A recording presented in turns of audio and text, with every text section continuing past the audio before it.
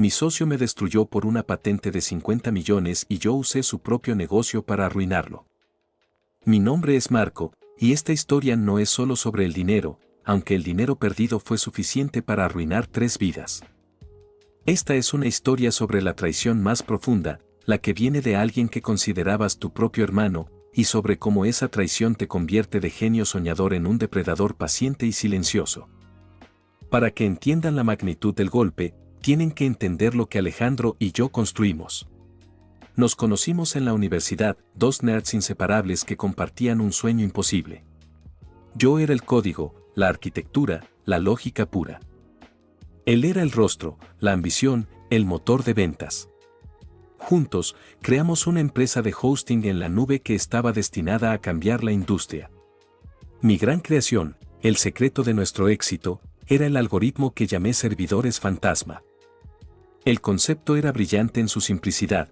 ¿Por qué una empresa debería pagar por un servidor que está inactivo el 80% del tiempo? Mi algoritmo permitía a miles de pequeñas empresas alquilar la capacidad de procesamiento sobrante en los milisegundos que los grandes usuarios no utilizaban.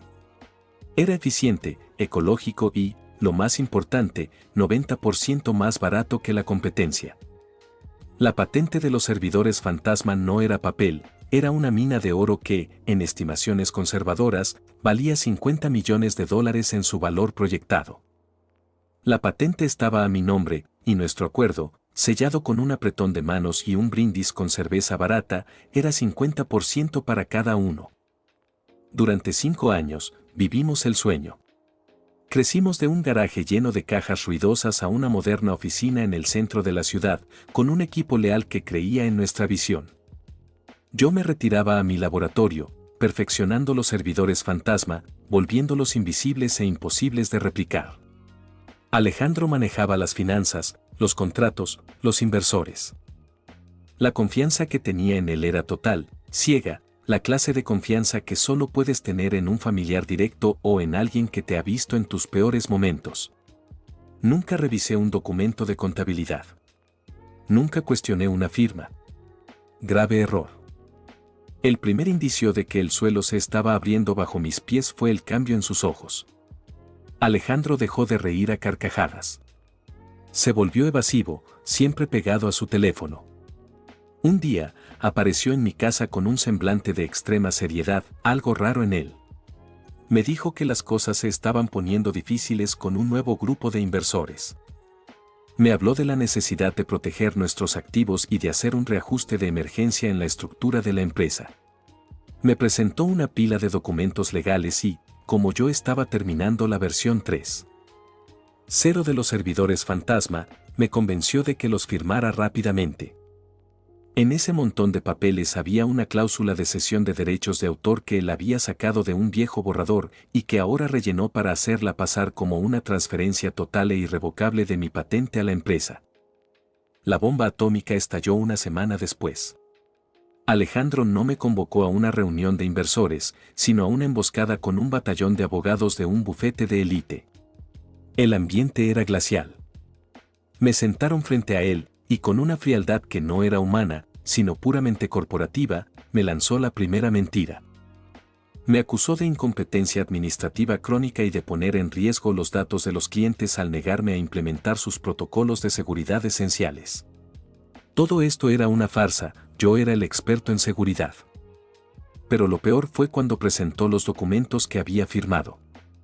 Me habían hecho firmar un acuerdo de no competencia abusivo, y la cesión de derechos de autor que había firmado para proteger la empresa en caso de mi muerte o incapacidad. Ahora se presentaba como una venta total y final de la patente a la empresa. Fui despedido de la startup que yo había fundado, sin una sola acción, sin derecho a la patente que yo había creado, y con una reputación hecha trizas. Él usó sus contactos en la prensa financiera para filtrar narrativas que me pintaban como un genio brillante, sí, pero un paranoico inestable que era un riesgo para el negocio. Me obligaron a recoger mis últimas cajas en la oficina. Mientras lo hacía, en el pasillo, Alejandro me dio la estocada final, con esa sonrisa que ahora sé que es la sonrisa de un tiburón. Se inclinó y me susurró, asegurándose de que el guardia de seguridad pudiera oírlo: Marco, Tú siempre fuiste mejor creando cosas que dirigiéndolas. Vuelve a tu garaje y haz algo nuevo. Yo me encargo de los 50 millones que nunca supiste manejar. El sabor de esa humillación pública, magnificada por la traición, me persiguió por meses. El dolor no era la ruina económica, sino el hecho de que la única persona en la que confiaba había usado mi corazón y mi ética en mi contra. Me hundí, vendí lo que me quedaba, y me mudé a un pequeño y horrible apartamento. Pasé 6 meses mirando un techo sucio, sin poder programar una sola línea de código. Pero en el día 187 de mi exilio, al verme la cara en un espejo quebrado, el dolor se secó. Se solidificó en un frío, hirviente deseo de justicia. Entendí que la venganza no debía ser rápida ni emotiva, sino tan calculada y devastadora como la traición que había sufrido. La venganza no sería contra el hombre, sino contra la base de su orgullo, su imperio, ahora rebautizado como Atlas Tech, construido sobre mi código. Mi plan comenzó con una premisa simple: Alejandro puede tener la patente, pero yo tengo el código fuente original encriptado y, lo más importante, yo conozco sus debilidades intrínsecas. Yo era el fantasma que él había creado. Pasé el siguiente año viviendo como una sombra digital. Usé mis viejos contactos y mis habilidades para infiltrarme en la red de Atlas Tech. No para sabotearla, sino para estudiarla.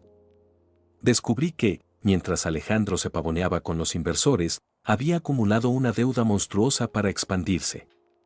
No era un genio financiero, era un megalómano que construía castillos de naipes. La clave para la venganza no era la patente, sino la fragilidad de sus cimientos. La venganza iba a tener 2 fases, la humillación financiera y, después, la destrucción de la marca personal.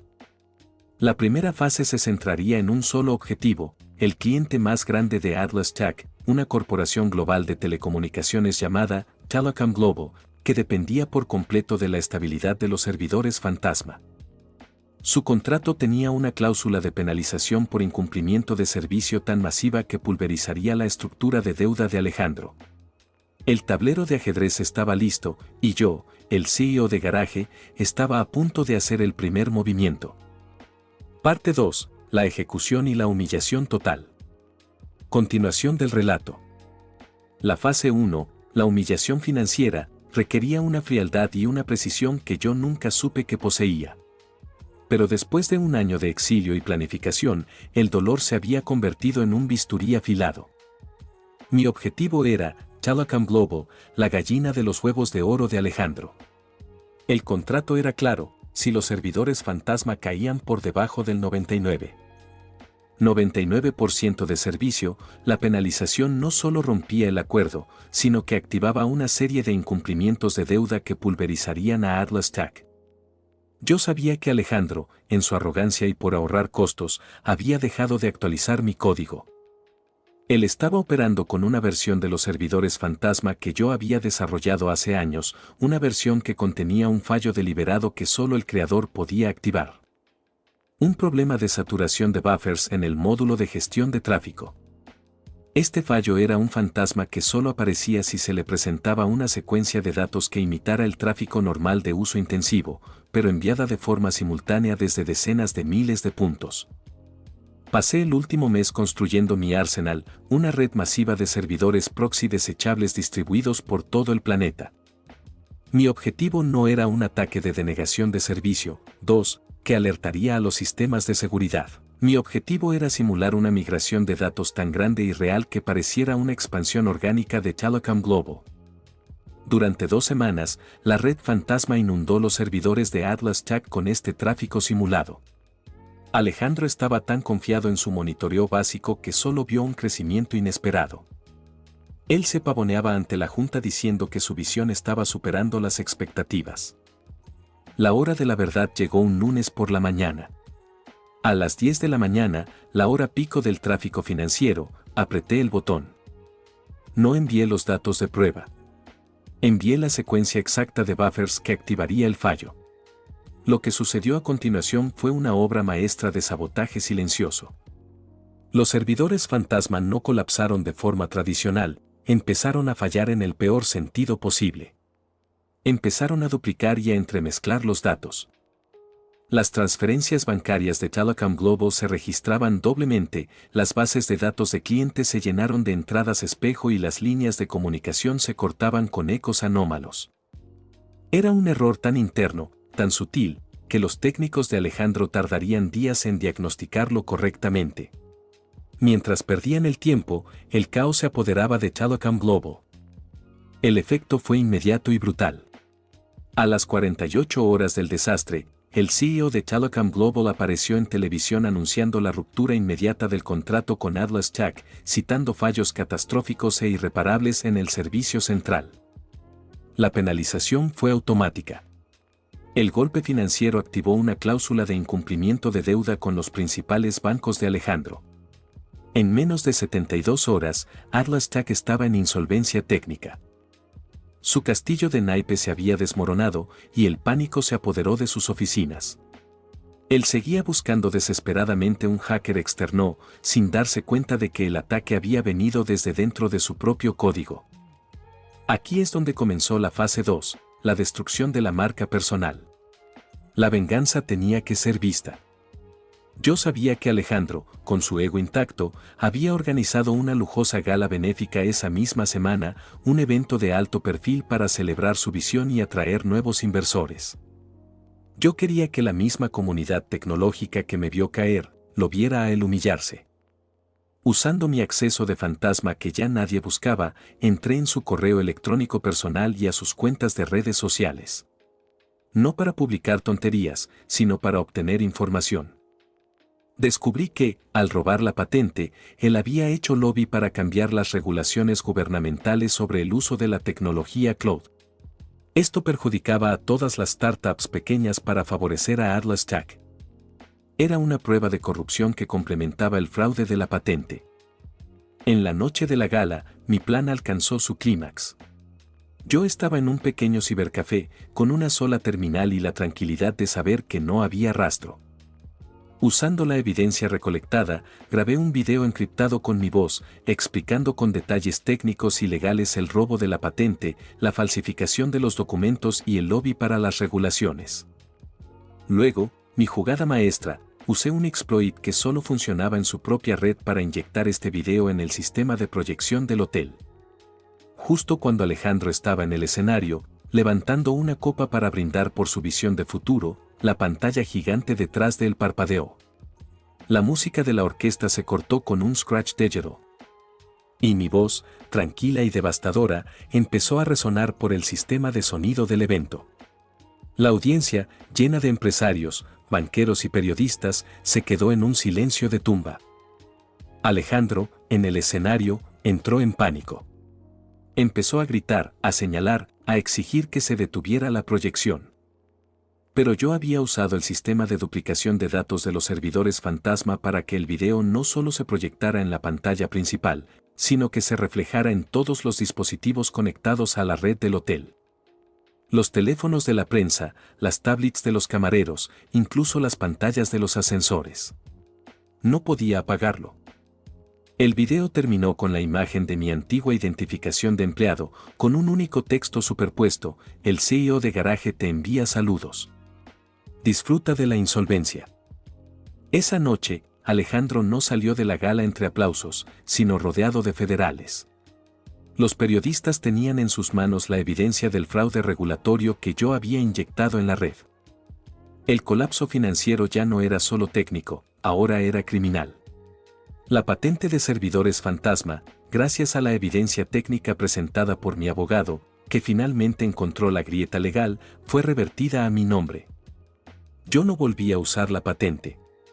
Simplemente la vendí por una cifra suficiente para asegurar mi futuro y fundar una nueva empresa con una filosofía de transparencia radical. Alejandro fue forzado a declararse en bancarrota, sus activos congelados y su reputación, la única cosa que realmente le importaba, pulverizada. Él nunca supo mi ubicación, pero sabía que yo estaba allí, justo dentro de su propio sistema, en su propio código, esperando el momento justo para que él mismo activara su propia caída. Y esa, Reddit, es la satisfacción que solo la verdadera provenganza puede darte. Gracias a todos por escuchar esta historia. Agradecería si se suscriben y dan like, Me ayudaría a poder monetizar mi contenido, el cual es mi sueño, y no se olviden de comentar que ayuda a que YouTube me recomiende.